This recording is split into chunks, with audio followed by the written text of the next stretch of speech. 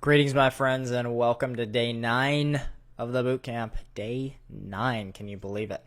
And today we're going to talk about choosing a winning funnel. Okay, so what we want to do today is we want to match your offer with, whatever it is that you're offering with a certain type of funnel so that you actually know, well, what's the right type of funnel for me to generate traffic to.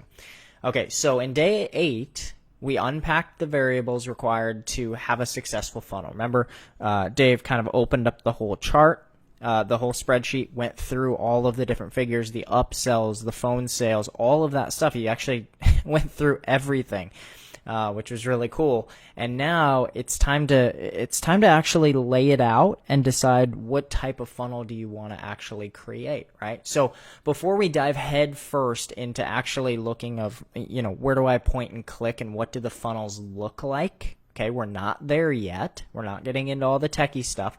First, it's important that you have a solid framework of what the different types of funnels are, how they work, and when and where you might use them. This list is not the most comprehensive list of all time, okay? So you can get more comprehensive and complicated than this list, okay? Do you need to? No, you don't. So the truth is, when you get in the private circle of 6, 7, 8, 9-figure business owners, what you're going to find is that most of them don't even really know a whole lot about the super advanced, weird, quirky funnels. They just don't know about them. They don't really use them. Okay, most of them just focus on mastering 1 or 2 simple sales funnels, and they work tirelessly to make them convert better rather than trying to master all the different types of funnels and seeing how complicated they can make it, and on and on and on and on. Okay, so as you begin building funnels, what's more important than all the techie elements is actually the messaging and congruency. I want you to write that word down right now because it's going to be one word that throughout this week you're going to hear me harp on over and over and over again. It's congruency. I want you to write this term down right here, congruency, okay? All right, we'll get to that in the future days for week 2, but for right now, let's dive into the various types of funnels and let's try to understand them. I'm going to give you 5 types of funnels. They're the most common. They're the easiest to use and understand.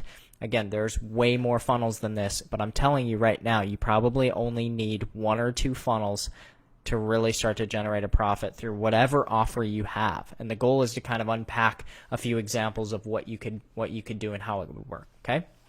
So number 1 is the video sales letter funnel, VSL. So if you've ever heard of VSL, that's what it means. It's one of the most common types of sales funnels, okay? There are 4 main components to this funnel: opt-in page, video sales letter page, the VSL, checkout page, and order confirmation page. Okay, so as we go down in the video sales letter funnel, you start by collecting a name and email on the opt-in form. So the first step of this funnel is you collect a lead. That's called a lead. So you collect their name and email, and if it's applicable, right? Let's say you're in the AC business, the HVAC business, or you're a plumber, or you're a chiropractor. You could also collect phone number, relevant information about the client, etc. In general, though, a name and email is most common, and it's the easiest and cheapest to get. The more elements you add to an opt-in page, the more expensive your leads will get because you're requiring more of them, right? So less people are going to have the energy and the time to actually fill out a longer form. So the more you request of them, the more it's going to cost. However, they're usually more qualified leads, okay? So it's a trade-off. Okay, so after the lead is opted in, then they're going to be sent to a sales page. On that sales page, there's usually a headline, then a subheadline, and then a video. Beneath the video, there's usually going to be a call to action. So something, a button, right? You've seen this before. You've probably purchased from a page just like this before. In fact, if you purchased this boot camp, there's a very good chance that you purchased from a page just like that. Okay, there's a video, there's a button beneath the video, click to purchase. That's how this works. And beneath that button, there's usually some text that explains the offer. That's optional, so if you want text to go along with the video, that will increase conversions because some people just want to read. On the sales page, you're going to find an offer for you're going to make an offer for your product or service. For instance, maybe you're selling a course that teaches someone how to run Facebook ads profitably. We'll call that the Facebook Profits Formula. So on the sales page, you'd say something like this. For a limited time, you can get access to my FPF for just $37. Click the button below to get immediate access today. So when the lead clicks on that button, then they're sent to a checkout page. This is where they're going to type in their name, billing address, payment information, and all that good stuff, and you collect the sale. Okay? After that, they're sent to an order confirmation page where they can actually watch the training. So that might be a membership back office or a simple web page with the videos. Sometimes after the sales page, by the way, there's an additional page which is called an upsell page, and Dave talked about that yesterday. Upsells are useful in raising your average cart value. So your ACV, so if you want to write that term down, average cart value, it'll improve the efficiency of your funnel, okay? So they're not required. You don't have to have an upsell, but if you can have a subtle upsell, the goal is to break even, right? The goal is to break even if you're paying for your traffic. So VSL funnels are most commonly used if you're doing digital products, reports, or other electronically delivered items, educational programs, things like that, okay? Now, just so you have a visual of that as well, here's kind of what that looks like. You have an opt-in squeeze page here, okay? It's going to have a name and an email. You're going to have a VSL page here, okay? And I'm not going to go through all of these right now because we'll go and set them up and actually create them a little bit later in this training, okay? Once we go through the foundations of funnels, and I want you to get some core foundations built first and wrap your mind around that before we just start diving in and looking at all the elements and getting overwhelmed and panicking and everybody quits, okay? So I've been through this a few times. We're going to take this nice and slow, but we will get to the techie stuff very soon.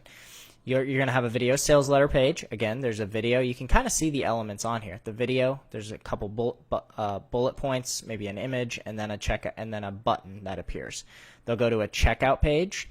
Then they'll go to an OTO page, which is optional, and then to the thank you page where they actually get access to the product. Okay. All right. Number 2 is the bridge page / affiliate funnel. So if you're an affiliate marketer, this is going to be the one for you. A bridge page and affiliate funnel is very similar to that of a VSL, except it's geared towards affiliate marketing. Okay, so if you're an affiliate marketer, just know this. The main thing that most affiliates miss when they're trying to promote various products and services is that you are the brand, not the company you promote. And that's the point of a bridge page funnel. Most people just try to launch traffic into some company corporate funnel to promote the company or whatever network marketing thing that they're doing.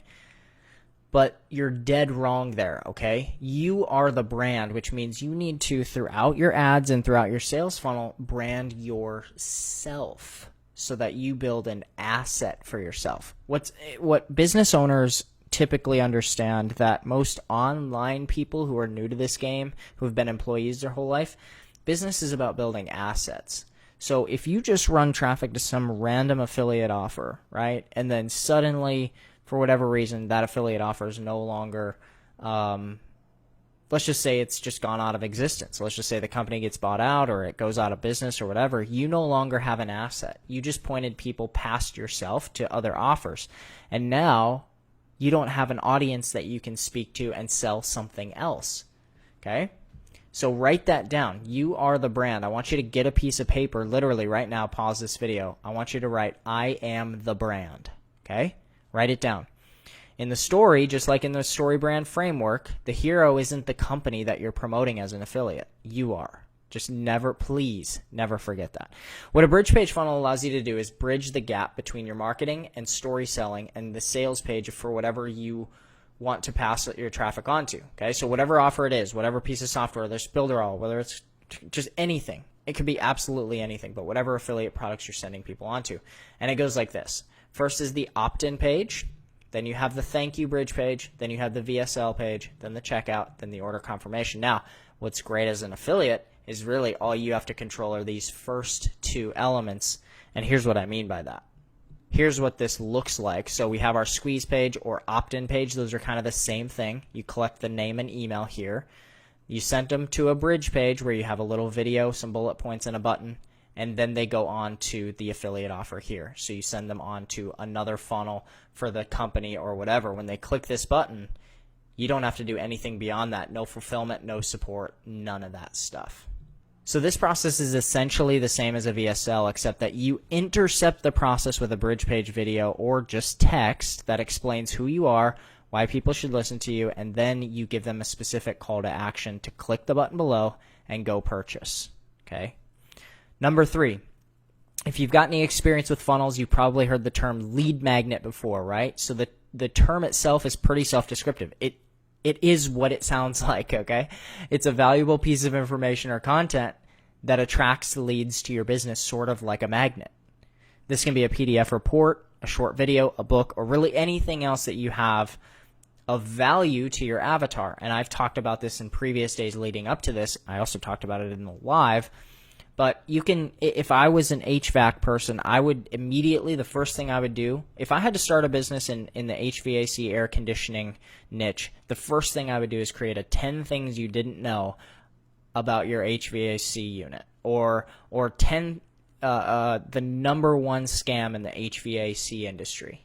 And I would launch ads to all homeowners in my area, and I would give them away this free book, and I'd follow up with all of them after they give me their name, email, and phone. I would call every one of them and get them signed up for a free consult.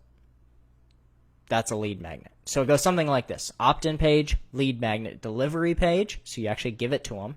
And then if you want, if you're selling something digital, you can send them on to a sales page, checkout, and order confirmation page. Okay? So we're not going to get super complicated on this one, but it's just a lead magnet page and a download page. Okay? And look, on the download page, if you want to say, hey, by the way, or if you want to have a little video that says, or you can even put a one-time offer right between these two. That's totally fine. You could add, watch this, you can just add an OTO page. Okay, very easy. Add OTO page. Okay, and then once they go to the lead magnet, okay, check out, and I can link these pages here. Oops. After they go to the OTO page, they can then go on.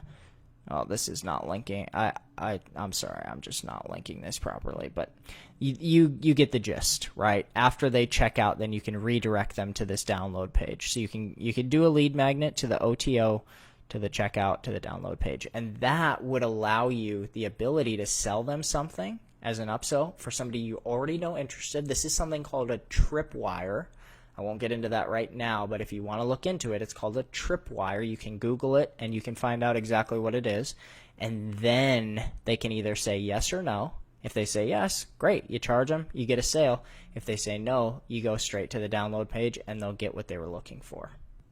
All right, number 4 is the webinar funnel. So aside from selling in person, and I've said this before in this bootcamp, there's no better way to sell other than through a webinar. So selling in person is the best way because it's the highest converting way to sell anything, but there's no better way to sell online than through a webinar. Okay, so with a webinar funnel, there's two primary ways to sell your products or services. The first is live. Okay, you can do a live webinar. When you do a live webinar, you're actually presenting to an audience who's watching in real time. So this puts more responsibility on you because you're on the spot and you have to perform. But it also means you have incredible potential for sales. Now, in the world of automated everything, most people don't realize that the power of live interaction, okay, is intensified, and it can do wonders for your conversions. So if I were to start over, here's just how I think of it, okay? If I were to start over and try to build another 6-figure from home business, starting from scratch, here's what I would do. The first thing I would do is I would host webinars and drive traffic through a webinar funnel, and I would host live webinars. They are so insanely powerful, and they're so what's the right word? They are so transparent. I mean, seeing somebody live at 7 p.m. Eastern on a live webinar is so powerful.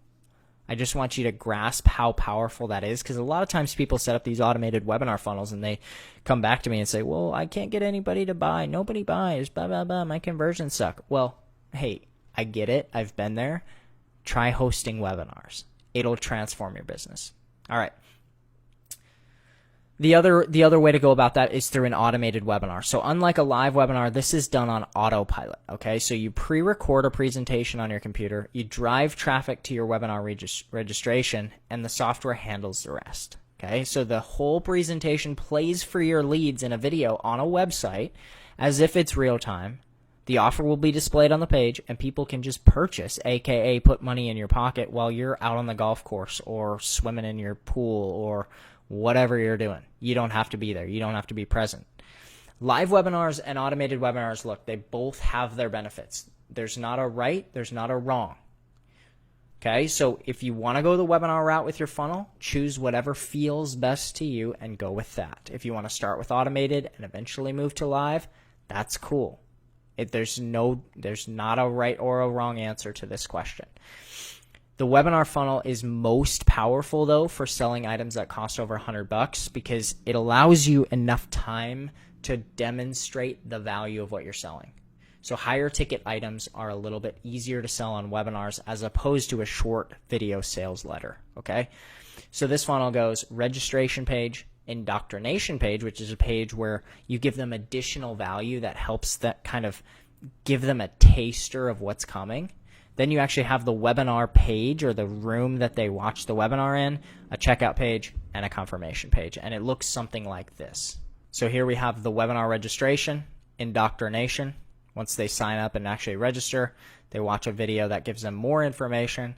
Then they'll have the broadcast room or the broadcast page where they can check out, and then a thank you page after they purchase. Now, if you're a coach or consultant, okay, the application funnel is the one for you. It functions exactly like a VSL funnel, except that instead of having a buy now button, you'll have an apply now button. Okay, so when the lead clicks apply now, they're going to be sent to a page that'll allow them to apply and pre-qualify themselves to have a sales call with you or a sales rep for your company. So it's kind of like a webinar funnel, okay? It's super powerful, and it's most powerful for selling high-ticket items, especially items above $1,000. When you utilize an application funnel, it's important that you pre-qualify your audience extremely well, and what I mean by that is in the opt-in page and on the video page, you need to condition them and tell them, hey, here's the best people who should apply, and if you're like this, you should not apply, because otherwise you're going to waste your time and money on unqualified leads, and that will absolutely destroy your morale, and it will hurt your business. So the funnel looks a little bit like this. You have an opt-in page, then you have your VSL or your sales letter page, then you send them, instead of to a checkout page, you send them to an application page, and then to a thank you page and an instructional page, which will give them more details on, if they set up a call with you, it'll give them the details of the call, okay? So it'll look something a little bit like this. You have the opt-in page, you have the VSL page, you have the application page, and then the thank you page. And it's pretty straightforward. In some cases, people will add an OTO after somebody applies. They'll send them a short little $7 offer just to help break even again if you're running paid traffic. So after somebody applies, there'll be a tiny little $7 offer or $37 offer for a product. And then they'll do appointments with people who purchase that product. Okay, so there's no right or wrong way to do this. The only right or wrong is that you set up a funnel and you drive traffic through the funnel. That's the right or wrong answer. So this type of funnel is most common for people who have credibility in a niche or an industry, coaching and consulting, for instance, and they're looking to capitalize on that with a higher ticket item. So if you have a specialty around some sort of knowledge or whatever, let's say that, I've run a coffee business for a decade and I'm super successful. It runs profitably. I could advertise to other coffee people in magazines or through Instagram or Facebook. And I could say, hey, I have a winning formula to be more profitable in your coffee shop. If you're struggling or breaking even, I will, coach or consult you, and I could create a video around that and then have, coffee shop owners apply to be in a 3-month coaching program with me where I fix their profitability or something like that. You can do it around weight. You can do it around digital marketing. You can do it around all sorts of stuff.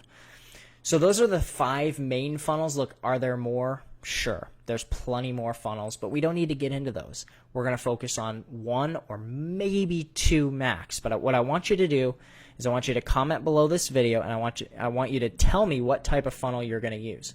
Okay? what type of funnel are you going to use? A bridge funnel, and then what are you going to be offering with that? So connect the offer with a funnel, okay? And what we're going to do is we're going to start thinking through, how are the pieces going to fit together? What are the elements that I'm going to need to put in this funnel? And over the next few days, we're going to put it together, and we're going to talk about how best to craft all of your funnel offering so that it's the most congruent and the highest converting funnel possible, okay? So that's what we'll get into in the coming days. Comment below with what funnel you're going to use and what you're going to sell in that funnel, and we'll be on to day 10 tomorrow.